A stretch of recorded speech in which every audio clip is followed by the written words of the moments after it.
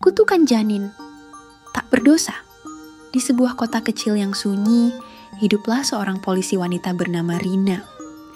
Ia dikenal sebagai sosok yang tegas dan berdedikasi dalam pekerjaannya.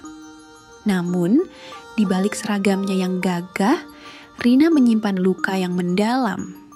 Sebuah rahasia kelam yang perlahan menghancurkan hidupnya. Semuanya bermula ketika Rina bertugas di sebuah desa terpencil. Saat itu, ia bertemu dengan seorang kakek tua bernama Mbah Wirya yang dikenal sebagai dukun sakti. Awalnya, Rina hanya ingin meminta bantuan Mbah Wirya untuk menyelesaikan sebuah kasus misterius yang terjadi di desa itu. Namun, siapa sangka pertemuan itu menjadi awal dari mimpi buruk yang akan menghantui hidupnya. Mbah Wirya, dengan ilmu hitamnya, berhasil memperdaya Rina. Suatu malam, Rina terbangun dalam keadaan pusing dan bingung di rumah Mbah Wirya. Pakaiannya berantakan dan tubuhnya terasa sakit. Ia tidak ingat apa yang terjadi, namun firasatnya mengatakan sesuatu yang buruk telah menimpanya. Beberapa minggu kemudian, kecurigaannya terbukti. Ia hamil. Dengan hati yang hancur, Rina mendatangi Mbah Wirya dan meminta pertanggungjawaban. Namun, kakek tua itu hanya tertawa sinis. "Itu bukan anakku. Aku hanya perantara. Anak itu bukan dari dunia ini." Ucapnya sambil tersenyum menyeramkan. Rina terpukul. Ia merasa kotor, jijik, dan terhina. Bagaimana mungkin ia bisa mengandung anak dari pria tua yang bahkan tidak mau mengakuinya? Kehidupannya berubah menjadi neraka. Ia mencoba menggugurkan kandungan, tetapi selalu gagal. Setiap malam, ia mendengar bisikan suara bayi menangis dari dalam perutnya. Hari demi hari, kondisi mental Rina semakin memburuk. Ia sering melihat bayangan hitam mengikuti dirinya, mendengar suara tangisan yang hanya bisa ia dengar.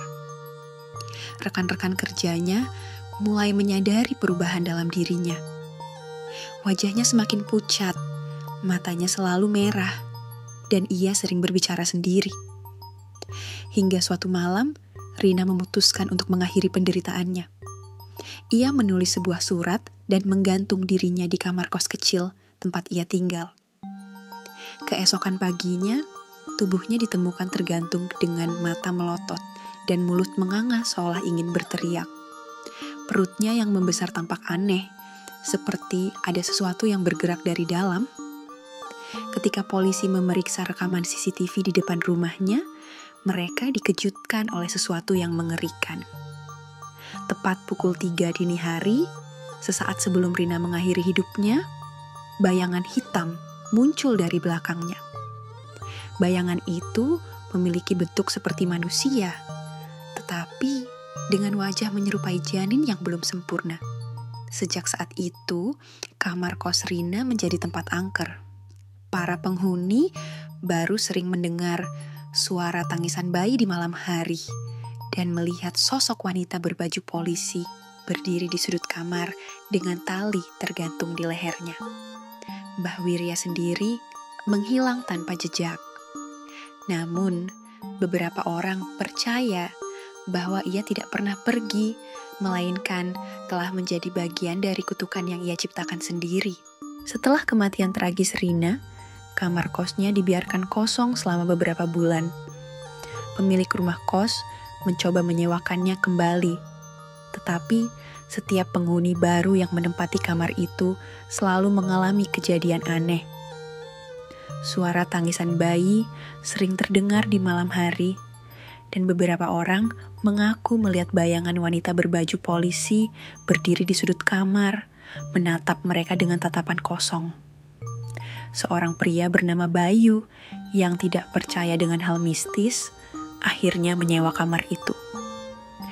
Ia adalah seorang mahasiswa yang baru pindah ke kota tersebut dan membutuhkan tempat tinggal murah. Pemilik kos tidak menceritakan apapun tentang sejarah kamar itu, hanya memberitahu bahwa kamar tersebut sudah lama kosong. Malam pertama, Bayu di kamar itu berjalan normal, tetapi di malam kedua, ia mulai merasakan sesuatu yang janggal.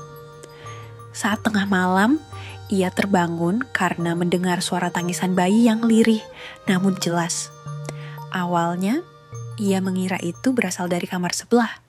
Tetapi semakin lama, suara itu terdengar semakin dekat, seperti berasal dari dalam kamarnya sendiri. Dengan jantung berdegup kencang, Bayu mencoba mencari sumber suara tersebut. Namun, tidak ada apapun di dalam kamar. Ia menghela napas lega dan kembali ke tempat tidur. Namun, tepat saat ia hendak memejamkan mata, tubuhnya tiba-tiba terasa berat, seperti ada sesuatu yang menindihnya.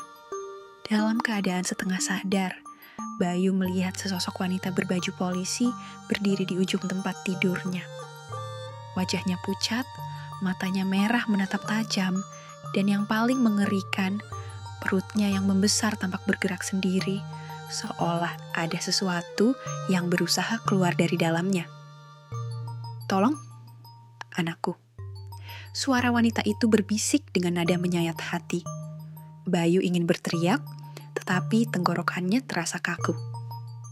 Bayangan itu perlahan mendekatinya, dan dari perutnya yang membesar, muncul sosok kecil berwarna hitam dengan wajah yang tidak berbentuk. Makhluk itu merangkak ke arahnya dengan suara tangisan yang semakin lama semakin nyaring.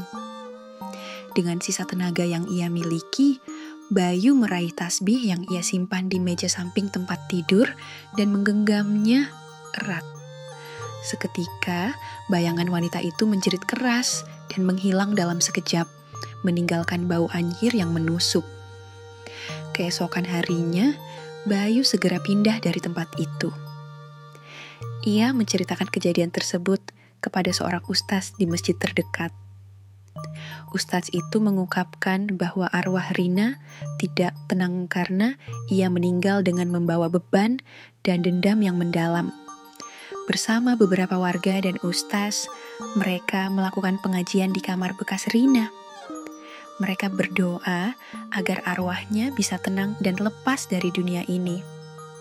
Malam itu, beberapa orang yang ikut dalam pengajian mengaku melihat bayangan Rina berdiri di depan pintu kamar, meneteskan air mata sebelum akhirnya menghilang dalam cahaya redup.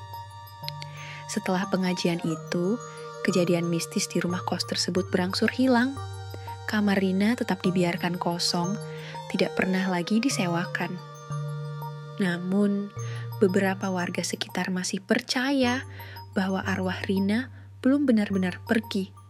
Beberapa kali, orang-orang yang melewati rumah kos itu di malam hari mengaku melihat sosok wanita berbaju polisi berdiri di jendela kamar, menatap keluar dengan tatapan kosong, seolah-olah ia masih menunggu sesuatu yang tidak akan pernah kembali. Jangan lupa like, share, and subscribe supaya lebih rajin menceritakan kisahnya mistis lainnya.